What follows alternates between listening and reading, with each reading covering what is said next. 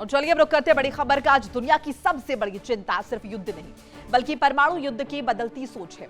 सवाल यह है कि क्या महाशक्तियां अब ऐसे दौर में प्रवेश कर रही हैं जहां परमाणु हथियारों को केवल दुश्मन को डराने के लिए नहीं बल्कि सीमित सैन्य इस्तेमाल के विकल्प के तौर पर देखा जा रहा है।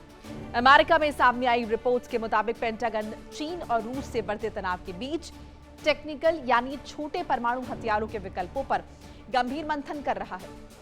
दावा है कि बड़े न्यूक्लियर हमले और बिल्कुल जवाब न देने के बीच अब एक मिडिल ऑप्शन तैयार किया जा रहा है। यहीं से दुनिया में बहस छिड़ गई है, क्योंकि रणनीतिक विशेषज्ञ मानते हैं कि एक बार अगर छोटे परमाणु हथियारों के इस्तेमाल को स्वीकार्य मान लिया गया, अगर इनकी एक्सेप्टेंस आ गई, तो ये न्यूक्लियर हथियारों के इस्तेमाल की दहलीज को नीचे ला सकता है।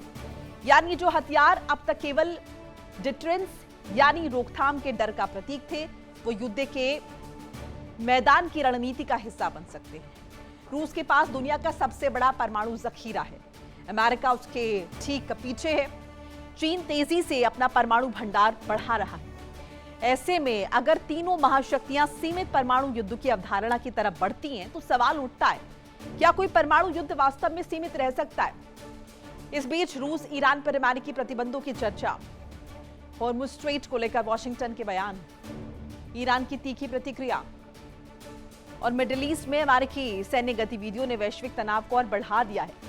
यानी सैन्य, आर्थिक और रणनीतिक तीनों मोर्चों पर दुनिया एक नए दबाव के दौर से गुजरती हुई दिखाई दे रही है।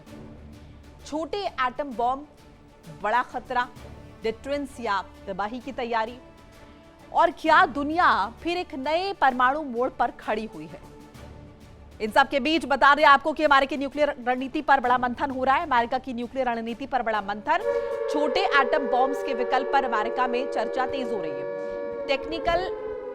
टेक्टिकल न्यूक्लियर हथियारों को लेकर नई रणनीति पर विचार हो रहा है। सीमित न्यूक्लियर जवाब का रास्ता तलाश रहा अमेरिका। एल्ब्रिज कोल्बी की रणनीति पर दुनिया की नजर बनी हुई है। अब ये जो टेक्टिकल न्यूक्लियर हथियारों का जिक्र हो रहा है, इसे लेकर क्या माने? क्या अमेरिका अब छोटे एटम बॉम्ब के विकल्प पर विचार कर रहा है? आखिर अमेरिका अगर इस दिशा में सोच रहा है, तो फिर बाकी देशों को वो कैसे रोकेगा? इन सब के बीच बताते चले, रूस ईरान पर अमेरिकी सेनेट में सख्त प्रतिबंधों की चर्चा तेज हो रही है। रूस ईरान पर अमेरिकी सेनेट में सख्त प्रतिबंधों की चर्चा तेज। लिंडसे ग्राहम के प्रस्तावित बिल पर वॉशिंगटन में हलचल तेज है। रूस के तेल गैस खरीदार देशों पर भारी टैरिफ लगाने का प्रस्ताव। ईरान के ऊर्जा और हथियार सेक्टर पर प्रतिबंध बढ़ाने की तैयारी हो रही है। पुतिन के करीबी बैंक और शैडो फ्लीट पर सख्ती की मांग की जा रही है। और इसी पर ज्यादा डिस्कशन के लिए खास मेहमान जुड़ चुके हैं। तारुफ करा देती हूँ, group captain UK Devnath, retired रक्षा विशेषज्ञ के तौर पर जुड़ रहे हैं। डॉक्टर जिताब सिंह, विदेश मामलों के जानकार। मनोज कुमार भूर, राजनीतिक विश्लेषक। आप तीनों का बहुत बहुत स्वागत है। देवनाथ जी, ये जो व्हाइट हाउस का नया न्यूक्लियर फॉर्मूला है, इसे किस तरीके से देख रहे हैं? क्या अब न्यूक्लियर हथियारों की एक होड़ सी मच जाएगी? क्या समझे, क्या मायने इसके हम निकाले? मोनिका जी, ये एक नया शगुफा है और इस तरह की जो चिंताधारा है वो पहले भी कई बार विगत 70-80 साल में की गई है कि छोटे न्यूक्लियर बॉम्ब्स का इस्तेमाल। होता ये है कि यह सोचना कि न्यूक्लियर बॉम्ब्स छोटे होते हैं या न्यूक्लियर बॉम्ब्स बड़े होते हैं, यह धारणा कई बार वॉर गेमिंग में इस्तेमाल करके देखा गया है कि ऐसा सोचना कि छोटे न्यूक्लियर बॉम्ब का हम इस्तेमाल करेंगे, कोई भी देश इस्तेमाल करेगा, तो दूसरा देश जो है वो भी छोटे न्यूक्लियर बॉम्ब का ही इस्तेमाल करेगा जवाबी कार्रवाई में। इस धारणा को सही नहीं पाया गया है। जितने भी वॉर गेमिंग किए गए हैं, चाहे भारत और पाकिस्तान का सीन हो, इंडिया और चाइना का सीन हो, रशिया अमेरिका का सीन हो, हर वॉर गेमिंग में ये पाया गया है कि छोटे न्यूक्लियर वॉर, जिसको हम टैक्टिकल न्यूक्लियर वॉरहेड कहते हैं, यानी जिनका जो वॉरहेड है उनका यील्ड, जो धमाका है वो समझिए महज 1 किलोटन के बराबर होता है, 10 किलोटन के बराबर होता है, कि इनका इस्तेमाल करके हम युद्ध जीत लेंगे। लेकिन किसी भी समय ऐसा होता नहीं है। जैसे ही आपने एक छोटा सा न्यूक्लियर बॉम्ब इस्तेमाल किया, दुश्मन जवाबी कार्रवाई में दो ही चीज कर सकता है उसके बाद। पहली बात, या तो वो ज्यादा संख्या में छोटे न्यूक्लियर बॉम्ब छोड़ेगा। दूसरी चीज ये पाया गया है कि दुश्मन बड़ा, उससे बड़ा, यानी 100 किलो टन का या 1000 किलो टन का न्यूक्लियर बम छोड़ता है। कोई भी वॉर गेमिंग ऐसे नहीं मैंने अपने जिंदगी में देखी जिसमें, अब तो वॉर गेमिंग कंप्यूटर्स पर होती है। कंप्यूटर्स में पूरे इनपुट डाल दिए जाते हैं और कंप्यूटर डिसाइड करता है कि अगली कार्रवाई क्या होगी। एक भी कंप्यूटर ने ऐसा कभी जवाब नहीं दिया कि एक छोटे न्यूक्लियर बॉम्ब का जवाब दूसरा पक्ष भी सिर्फ एक छोटे बॉम्ब से दे। जी। अच्छा दिवनाथ जी, इसके इम्पैक्ट क्या होंगे जरा ये भी बताइए। आपने बताया कि विस्फोट के बारे में, लेकिन इसके अलावा अगर हम तबाही का जिक्र करते हैं तो चूंकि यहाँ पर नाम ही परमाणु, छोटे बॉम्ब का जिक्र हो रहा है, लेकिन परमाणु जो ये शब्द लगा हुआ है, इससे जाहिर है क्यूरोसिटी पैदा होती है। कितना नुकसान, कितना इम्पैक्ट इसका? जी हाँ मोनिका जी, जैसे हम नॉर्मली जो बॉम्ब गिराते हैं, जैसे मैंने अपने करियर में हैवीएस्ट बॉम्ब जो गिराया है ट्रेनिंग के दौरान, वो 1000 किलो का गिराया है। तो जो न्यूक्लियर बॉम्ब होते हैं, जो जब हम बोलते हैं एक छोटे न्यूक्लियर बॉम्ब का यील्ड 1 किलो टन है, उसका मतलब है कि 1000 बॉम्ब गिराए गए 1000 किलो वाले। तो उससे क्षति जो है वो थोड़ा सीमित होती है नॉर्मल बड़े न्यूक्लियर बॉम्ब के तुलना में। बड़े न्यूक्लियर बॉम्ब कैसे होते हैं?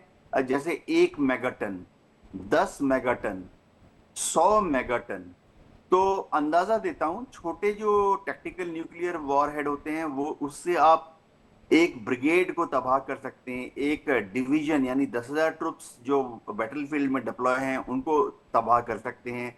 Area of destruction 3 kilometre by 3 kilometre या 5 किलोमीटर बाई 5 किलोमीटर होता है। तो उसके अंदर अगर दुश्मन के 200 या 400 टैंक्स हैं, वो तबाह होते हैं। जबकि जो बड़े न्यूक्लियर बॉम्ब होते हैं जिनकी यील्ड 10 मेगाटन होती है, 100 मेगाटन होती है, उनसे पूरा का पूरा शहर वाइप आउट हो जाता है। यानी आपने अगर उसको अमृतसर पर गिराया, अमृतसर तबाह हो गया। अगर आपने 100 मेगाटन दिल्ली के ऊपर गिराया तो पूरा दिल्ली ही तबाह हो गया। छोटे वाले से सिर्फ सीमित क्षति होती है, बड़े वाले से विहंगम क्षति होती है। जी।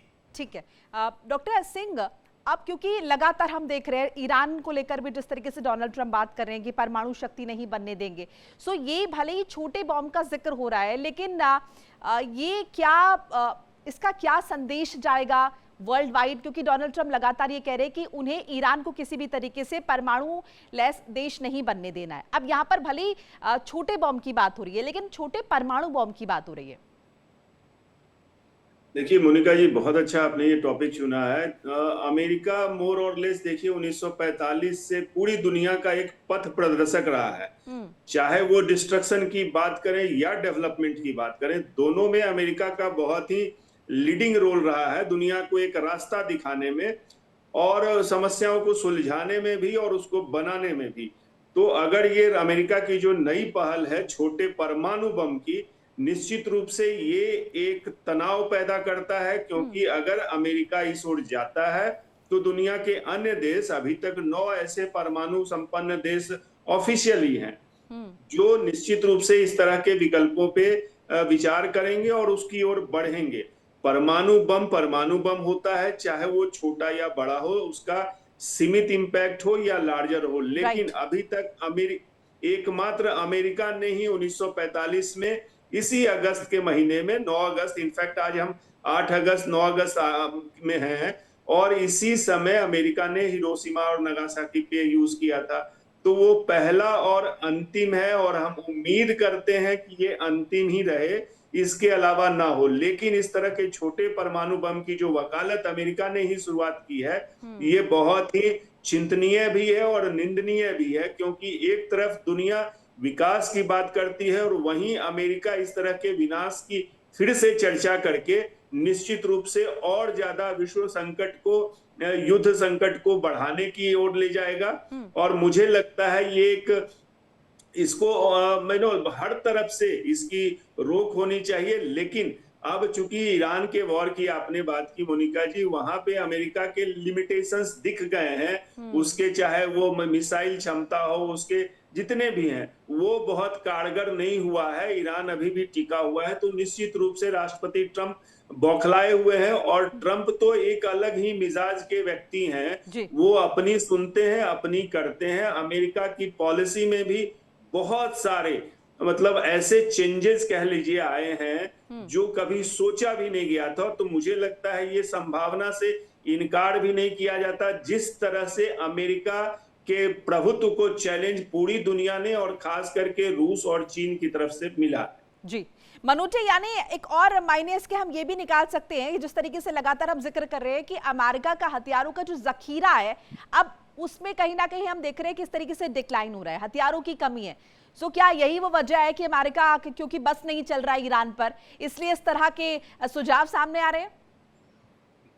नॉर्मली हम लोग देखते हैं कि अमेरिका का ये रुख रहता है कि वो वेपन्स को किस तरह से जो है बेचे और ह्यूज प्रॉफिट कमाए। उसी तरह से ये स्मॉल एटम बम की जो बात कही जा रही है वो उसी का एक स्वरूप है। और ऐसा लग रहा है कि वो नॉर्मली हम लोग देखते हैं कि एटॉमिक एनर्जी भी हम जो एटम बम से लेते हैं, तो कंस्ट्रक्टिव वे में भी जो है इसको यूज किया जा सकता है। ये भी एक पहलू है, क्योंकि न्यूक्लियर एनर्जी आपके पास रहता है तो आपके लिए डेवलपमेंट का और जो एनर्जी जो क्राइसिस नॉर्मली कंट्रीज में होते हैं, जिस तरह से हम लोग देख रहे हैं कि ऑयल को लेकर के कितना नवापो की स्थिति बनी हुई है कि किस तरह से जो है मिडिल ईस्ट कंट्रीज में जो है इसको जो है सुचारू रूप से चलाया जाए। तो अगर इसको कंस्ट्रक्टिव वे में ऐसा लग रहा है कि इसको अगर यूज किया जाता है तो कोई दिक्कत नहीं है। लेकिन नॉर्मली किसी न किसी रूप में अमेरिका का ये रुख रहता है कि वो पैसा अर्न करे और पूरा वर्ल्ड में कोई एक दूसरे से लड़ाई करते रहे, वार करते रहे। और आप ये कह रहे हैं कि अमेरिका ये इनिशिएट इसलिए भी कर रहा है कि भाई परमाणु बॉम्ब से हमसे खरीदना शुरू कर दो, जिसको दरकार लगे कि उसका सामना किसी परमाणु शक्ति से हो रहा है और उस पर कहीं वो हमला कर होता है, तो ऐसे में वो भी हमारे पास ऑप्शंस हैं, वो आप खरीद सकते हैं। और नॉर्मली अमेरिका ही डोमिनेट करेगा क्योंकि वो बिग पावर है और एटॉमिक में भी जो है उनके पास इतना बम है, चाहे रशिया के पास भी, क्योंकि वर्ल्ड के कोई भी कंट्री के पास नहीं है। तो स्वाभाविक है कि वो ये तरीका है कि किस तरह से जो है मनी अर्न किया जाए। और नॉर्मली हम लोग देखते हैं कि अगर वार होता है तो क्षति होती है तो जो बिग कंट्री है, अमेरिका हो, रशिया हो, चाइना हो, इसी को अल्टीमेटली फायदा होता है, क्योंकि वेपन्स जो है लोग खरीदना शुरू कर देते हैं। अब जिस तरह से हम लोगों ने देखा कि सऊदी अरब को भी बोला गया है, इनकरेज किया जा रहा है कि आप भी जो है एटॉमिक बम बना सकते हैं, बनाइए, ताकि मिडिल ईस्ट कंट्रीज में जो ईरान को किस तरह से चेक किया जाए। तो ये भी एक तरीका है कि जो मेन जगह है, एक कंट्री को आप कह रहे हैं बनाइए, कंट्री को आप कह रहे हैं कि आप नहीं कुछ भी कर सकते। बहरहाल मैं आपके पास लौट रही हूँ, एक अपडेट जरा साझा कर ले। 5 देशों पर 100% टैरिफ लगा सकता है अमेरिका, जो जानकारी मिल रही है। 100% टैरिफ वाला बिल यूएस संसद से पास हो गया। Lindsey Graham 2026 act pass. रूस से तेल लेने वाले देशों पर कार्रवाई। चीन है, भारत है, अजरबैजान, हंगरी खरीदार हैं। ऐसे में ये जो 100% टैरिफ वाला बॉम्ब है ये अमेरिका की तरफ से एक बार फिर से गिरेगा, चूंकि यूएस संसद से ये बिल पास हो गया। डॉक्टर सिंह, देखिए, ये लिंडसे ग्राहम जो अमेरिका के सीनेट मेंबर थे, जिनकी अभी हाल फिलहाल में मृत्यु हो गई थी, उन्हीं के प्रयासों से ये पास हुआ बिल। इनफैक्ट पेश किया गया था और अभी ये सिर्फ सीनेट में पास हुआ है। वहां इसको ओवरवेलमिंग मैं कहूंगा 86 मतों से पास हुआ है, जबकि 12 ने इसका अपोज किया। तो यस, ये अभी सीनेट में पास हो गया है। अब ये मुझे लगता है, जैसी खबरें थी और मेरी जानकारी के अनुसार, कि ये हाउस ऑफ रिप्रेजेंटेटिव में जाएगा और वहां से अगर पास होता है तब फिर राष्ट्रपति के पास। तो अभी इसके प्रोसेस हैं, लेकिन ये जिस तरह से 5 देशों को टारगेट किया गया और 100% उसको बढ़ाने की जो वकालत है, इसमें प्रोविजन है, निश्चित रूप से ये भारत के लिए खासकर चिंता की बात होगी, क्योंकि रूस से उसका एक बहुत बड़ा वो साझेदार भी रहा है और सपोर्टर भी रहा है। रूस से इस ऊर्जा संकट के दौर में भारत को रूस से बहुत सपोर्ट मिला है तेल के खास करके क्षेत्र में। रूस ने बहुत ही एक तरह से कहिए सपोर्ट करके इसको तेल दिया। अगर अमेरिका इसको इम्प्लीमेंट करता है 100% टैरिफ, तो निश्चित रूप से भारत के लिए ऊर्जा संकट को ही नहीं, उसके वित्तीय और आर्थिक व्यवस्था को भी प्रभावित करेगा और गहरे से करेगा। लेकिन मुझे नहीं लगता कि भारत इससे डरेगा और इसकी रूस से तेल खरीदना बंद करेगा। पहले भी अमेरिका ने इस तरह की कोशिशें की, 25% टैरिफ बढ़ा के भारत को डिस्करेज करने की कोशिश की, लेकिन भारत ने क्लियर कर दिया अपना स्टैंड कि हम अपनी जरूरतों के अनुसार, अपने हितों के अनुसार हम जो भी व्यापार भी करते हैं या जो रिश्ते बनाते हैं, तो उसमें अमेरिका की इस तरह की गिदर भव की मैं कहूंगा इससे बहुत ज्यादा फर्क नहीं पड़ने वाला है। और चीन ने भी, चूंकि चीन भी इसमें एक भुक्तभोगी होगा, चीन ने भी ये क्लियर कर दिया है और तगड़े से उसने अमेरिका को जवाब दिया है। रेयर अर्थ जो खनिजों पे उसने एक तरह से प्रतिबंध लगा दिया था अमेरिका को सप्लाई करने से, तो अमेरिका को झुकना पड़ा था। तो यहां भी ये ज्यादा एक कह लीजिए अमेरिका का दम्भ है रूस को अलग थलग करने के लिए, लेकिन इसमें कितना सक्सेसफुल होगा ये जो काउंटर करने वाले देश हैं उन पे भी डिपेंड करता है। बिल्कुल। इस बीच ईरानी विदेश मंत्री अब्बास अरागची का स्टेटमेंट जरा साझा कर ले दर्शकों के साथ। ईरान की सेना ने अपनी ताकत दुनिया को दिखाई है। अरागची ने कहा, दुनिया की सबसे महंगी सेना के सामने क्षमता साबित की है, अपनी बारी चुनौतियों का डटकर सामना करेंगे, आगे भी अब समय खुद पर भरोसा करने का अरागची ने कहा। ईरान ने सच्चे भाईचारे का संदेश भी दिया है। यह अब्बास अरागची की तरफ से कहा गया है कि किस तरीके से जाहिर है ये अमेरिका के लिए उनका एक मैसेज है। अमेरिका को लेकर उन्होंने कहा है कि सेना ने अपनी ताकत दिखाई है दुनिया को।